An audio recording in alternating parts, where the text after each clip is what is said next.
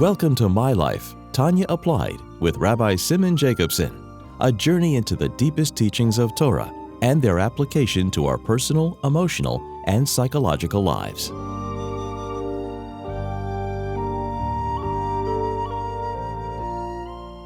A gute Woche, a good week. We continue our journey in the life-changing Sefer HaTanya.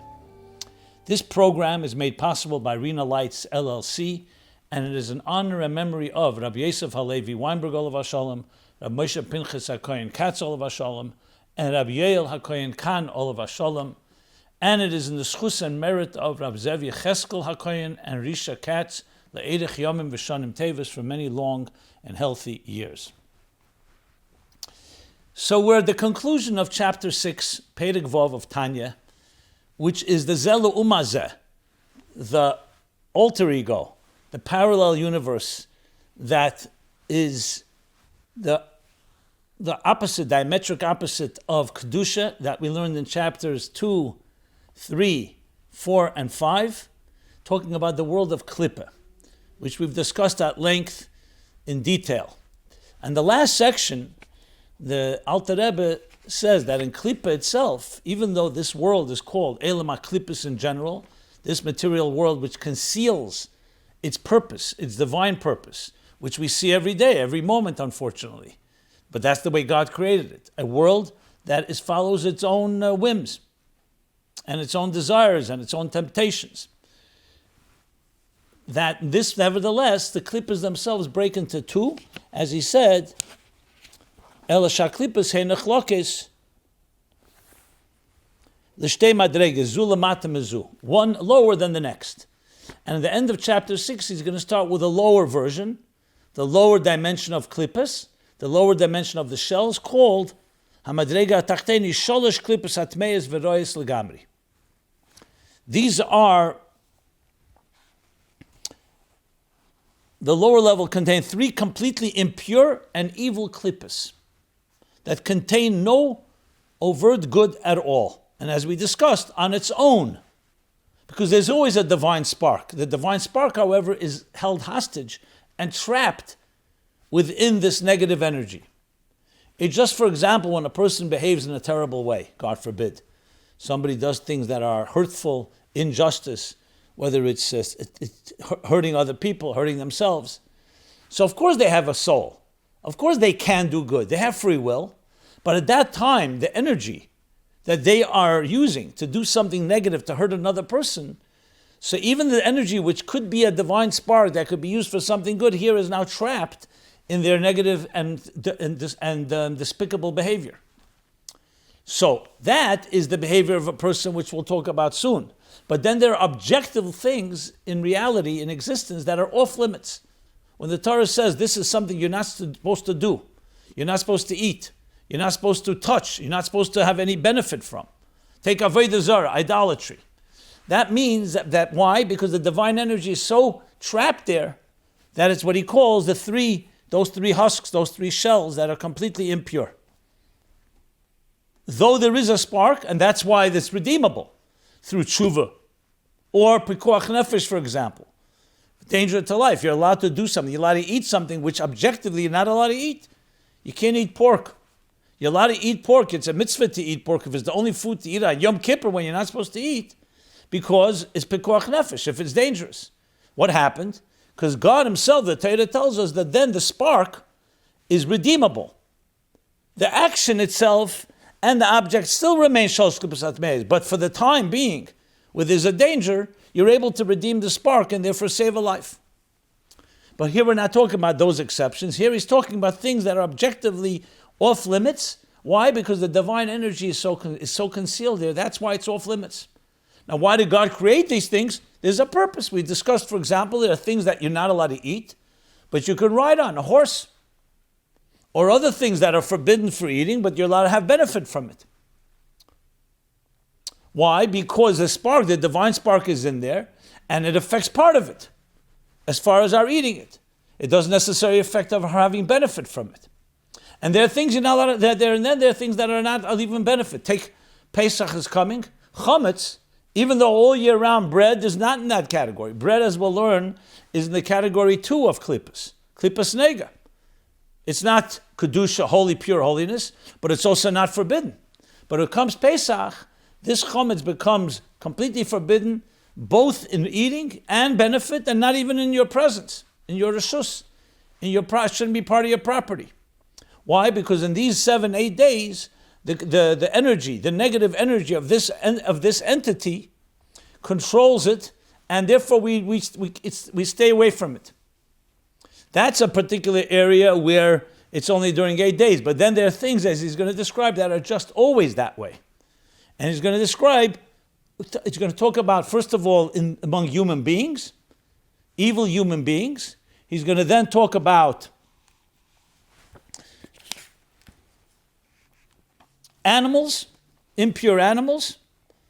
And then he's going to talk about things in the world of tsemeach, in the world of vegetation, that are forbidden.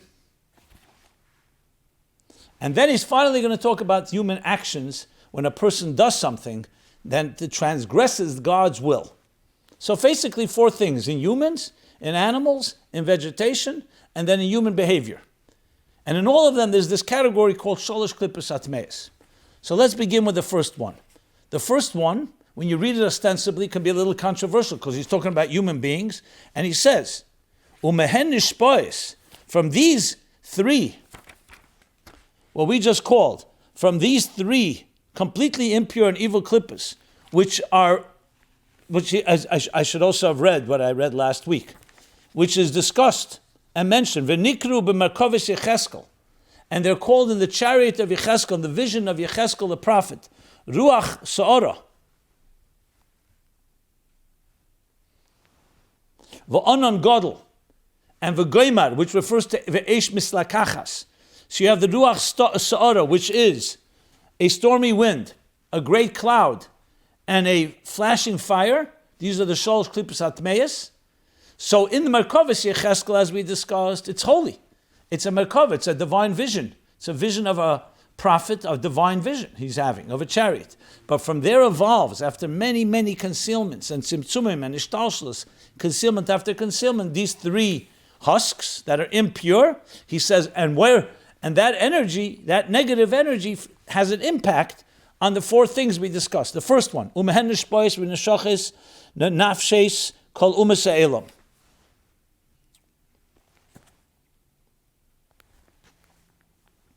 These 3 husks, from them emanate and manifest the power of the souls of all the wicked nations of the world, v'kiyum gufam, and the very sustenance of their bodies, which we'll discuss in a moment. So we spoke about this at the end of chapter 1, where he said that umas ha'elam come from sholosh klippos atmeis. And of course the question is, how could you say such a thing? You see chassidut umas ha'elam. And we discussed at length that the Alter Rebbe is talking about the general concept, which for many years dominated the nations of the world, that they were simply wicked, selfish, and hurtful and destructive. Things have changed. Chassidut umas ha'elam once was a minority, but then it became part of the culture of this world. Today, you can say that most nations are in the category of Chassidut umas ha'elam. It's far from perfect, but somewhat of that category. And the Alter Rebbe says clearly, as cited then, back when we learned the end of chapter 1, that Chassidut umas ha'elam come from klippos nega, from nega, not from sholosh klippos atmeis. But when you see Nazis, or you see Cossacks, or you see others that hurt people in general, not just Jews, their lives were driven by narcissism, driven by their own lust for power, and to the point of murder and theft and completely defying and the injustices they perpetrated and atrocities on other human beings. Where does that come from? How is a person capable of doing that?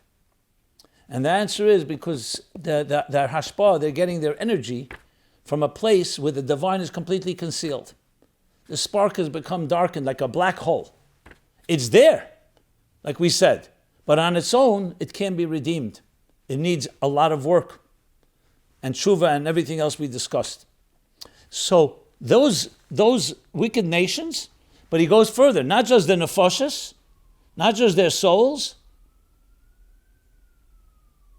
that these three klippas metaphysically power their souls, but also, it says, v'kiyum gufam, the bodies. Now remember, when it comes to the two forces within us, the soul and the body, they're two different energies. A soul does not create a body. A soul vitalizes a body. It energizes it. But you see, upon death, after Mei V'Esrim Shana, you see the body remains even though the soul is gone. So the person is not alive, doesn't have the energy of the soul, but it still has kiyum gufim, the body is still there. It does decompose after time. But the point being that the body itself has another force of energy, another track of energy, Chassidus explains, that gives it, the body itself, power. So both the energy that energizes the person, the live person, and the faculties and so on, this wicked person, as well as the body itself, because their body itself is also behaving in this wicked way, is all comes from and being empowered by the Shalosh Klippas Atmeyas. Okay, that's the category when you see wicked human beings. And that addresses that issue. When you see people behaving in that type of bestial way against others, and I just gave a few examples, but you find them throughout history, this is because the power of the Shalosh Klippas Atmeyas is what controls them. Now, of course, do they have choice? That's a discussion that we had with the Egyptians. They always have choice. But once there's a choice like that, they are drawing energy from that place. From the negative Shalosh Klippas Atmeyas, the three impure and unholy husks or shells. Category number 2. Now we go to Tzemeach. We now go to Chai. V'nafshes kol balei chayim hatmeim v'asurim be'achila. And the same, it's also that, those three klippas, they also sustain and give power to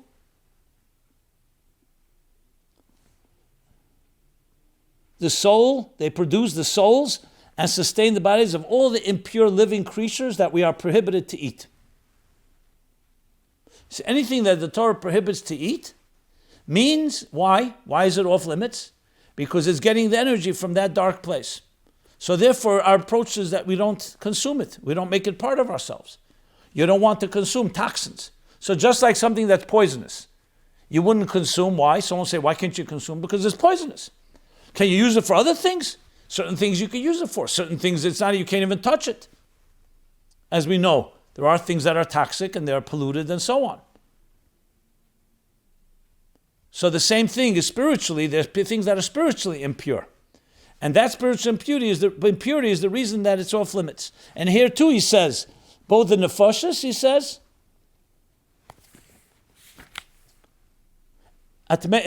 from all these impure animals, the kiyum gufam as well.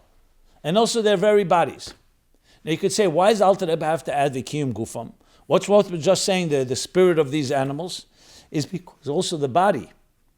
It's not just that when they're alive, so to speak, you could say their personality, they're predators, they're very aggressive. And we don't want to assume those personalities, as the Orach Chaim and others explain, one of the reasons you're not supposed to eat certain animals. But also kiyum gufam, their very bodies also have that.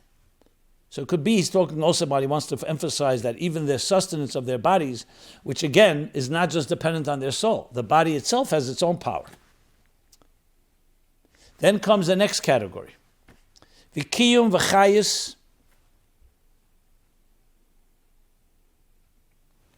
kol macholos asuris mahat semeach. So he went from medaber, from a human being, the wicked people, that to went to animals. Now that all the kol macholos asuris,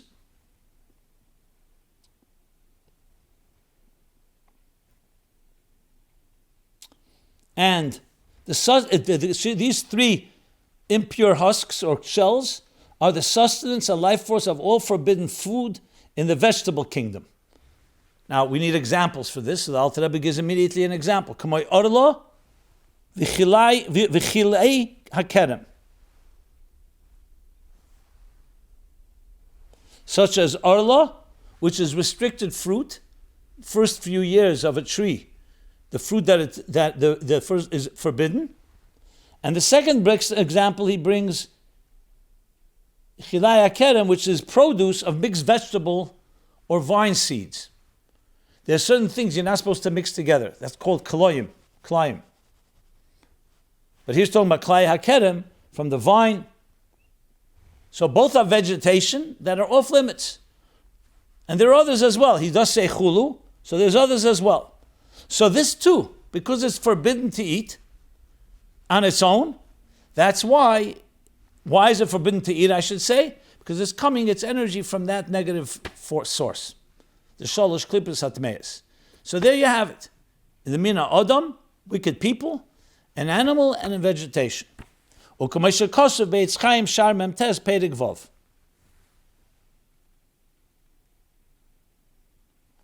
it should be qualified. There are things that are not from their very birth, from their very quintessence, are off limits. There are things that only after a while, a human being or something that's done to something, that it becomes off limits. But here he's clearly talking about things that are not dependent on humans, that are just, that's the way they are. The things that are impure and are not allowed to be eaten are always that way. They're not based on any conditions. And again, we're not talking about now to save a life or certain exceptions.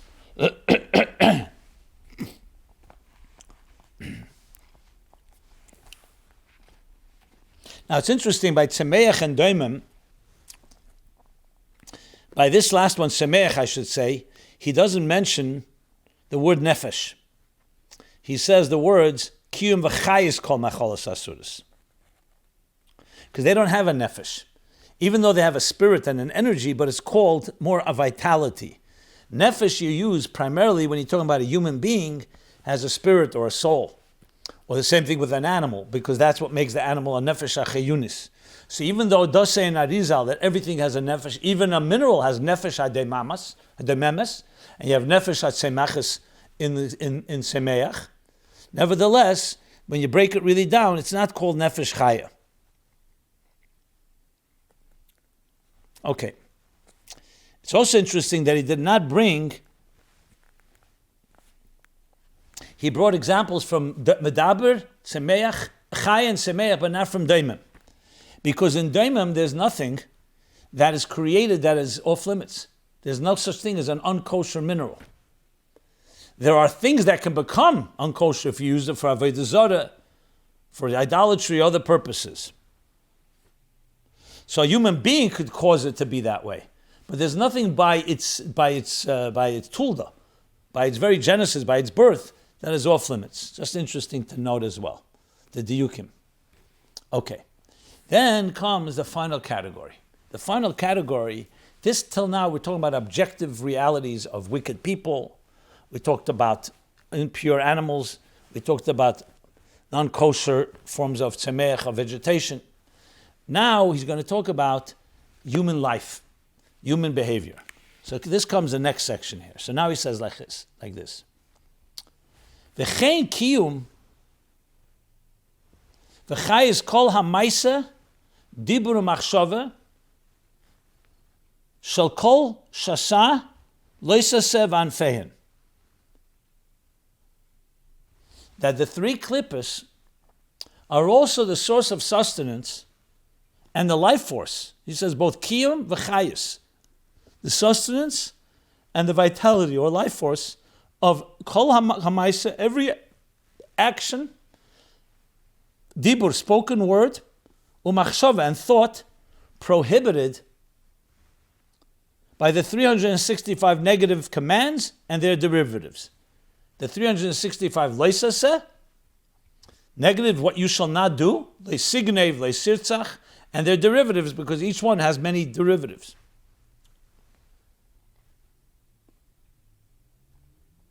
And this too, he brings from Eitz Chaim, as is explained, before he brought from Eitz Chaim, Shar Mem Tes Perek Vav, Gate 49, chapter 6. Now he's referring us to the same Eitz Chaim, chapter 5. So now we're talking about a human being's choices, which is interesting. Because until you choose to do something negative, something off limits, something that you transgress a law you're not supposed to do. A person's supposed not to steal, and a person steals. That choice is drawing energy from somewhere. You could have chosen to do something good, to give charity to someone, or at least not to do something bad. But when a person chooses, where's the energy coming from something that is so destructive, so toxic? And the answer is it's coming from the Shalosh Klipos Atmeis. What distinguishes this from the other categories before, it was more, well, the wicked people, you could say, is also choice. But once they choose to be wicked and they're in that state, they're in that state. By animal and the tzemeach and vegetable, these are the states that they're in. It's always forbidden. Here we're talking about a human being behaving a certain way, but that behavior is drawing energy from somewhere. In Ageres HaTshuva, he uses this expression. He says in Ageres HaTshuva, chapter 6, he says, I'll just read it inside from there. Kol shefa v'chayis hanishpas la'odam hatachten b'shov v'regesh eisa hara be'enei Hashem. All the flow and sustenance or energy that goes into a human being below, in that moment, in that hour, in that time, in that moment, that he does something that is considered evil in the eyes of God, in action, speech, or thoughts of sin, the energy is being drawn from the chambers of Sitra Achra, of the other side. And a person has free will. If to receive his energy, his transmission, his flow, from the chambers of Sitra Achra, which is the Klipos, from the other side, you can draw from both, depending how you behave. If you behave in a positive way, in a good way, in a constructive way, you do a mitzvah, you help somebody. You stretch out your hand to help somebody, you're drawing from Kedusha. As we said before, Kedusha is everything. That's not about you, but you're drawing down and your bottle, the bittul, the sublimation and the dedication and commitment to what God wants. What's Klippa? He said the opposite of Kedusha. It's about me. The yesh. I do what I want. So a person has that choice. So, and when a person chooses, unfortunately and negatively, sadly, to do something bad, shehem, so there, then he's drawing from the negative. If he chooses from Kedusha, shemehem nishpoes kol machshavas teves v'gdeshes. From the holy chambers of energy, from there is drawn and it flows all the thoughts, the good and holy thoughts. As I said, that's in Ageres HaTshuva chapter 6, based on Zohar HaKodesh, Parsha Pekudei. As he brings there in Tanya Ageres HaTshuva. Okay, so with that, we conclude chapter 6 of Tanya. Now, it's important to point out that Tzemach Tzedek says something interesting here. You may recall that back in chapter 4, when he spoke about levushim, he said even though their garments, the thought, speech, and action of Torah mitzvahs, but their root is even higher than the nefesh, ruach, neshama. And we discussed at length why. Because when a person uses their thought, speech, and action to be a garment for godliness, in learning Torah, in speaking holy things, in acting the way God wants us to act, that connects the neshama, which has somewhat been separated from, at least on a reveal level, from the divine, with Torah and mitzvahs, which is one with the divine. So the levushim have actually they elevate the neshama to places the neshama is higher. Now the question is the other way around as well. That when we use our garments, God forbid, for something negative, does it also bring us down to a lower level? And the Tzemach Tzedek says absolutely.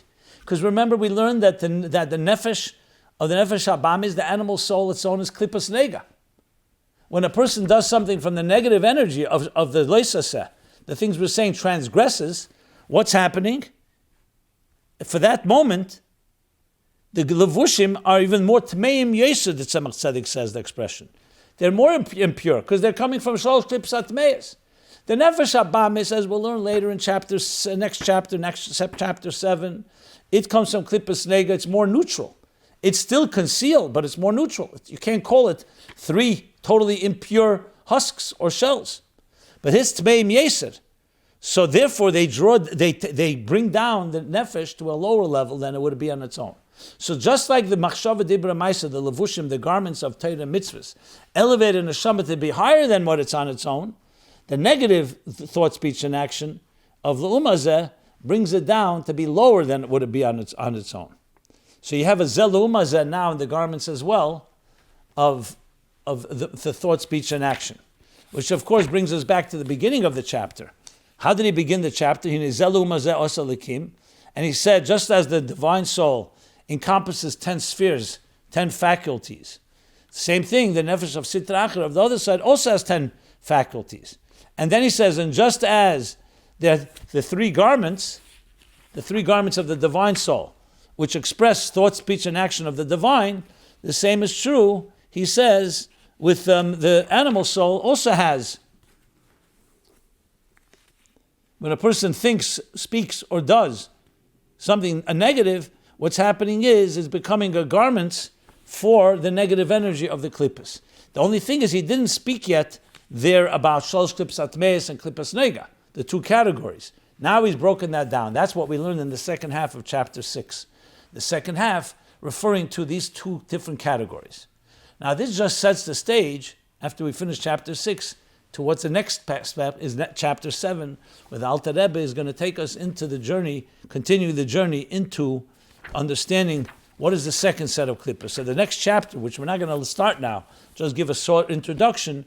The next chapter will begin, Ach nefesh achayunis habahamish b'Yisrael, going back to the theme in end of chapter 1, that the animal soul is going to come from a second category of klippa, and there too he's going to give us, that's in human beings, and there too he's going to talk about the nefashas of behemoths, v'chayas, v'efes, v'dogim, teherim, the souls and spirits of animals and birds and fish that are pure and allowed to be eaten, kosher things, and also kiyim v'chayas kol ademim v'kol etzameach hamute b'achila, and also the sustenance and the vitality of all. And here he brings daimim, because here daimim is allowed, it's permitted, and semeach. She'll have again from Adam Medaber, Chai, Semeach, and Daimim, but now he's going to go and speak about it in the world of Klippas Nega.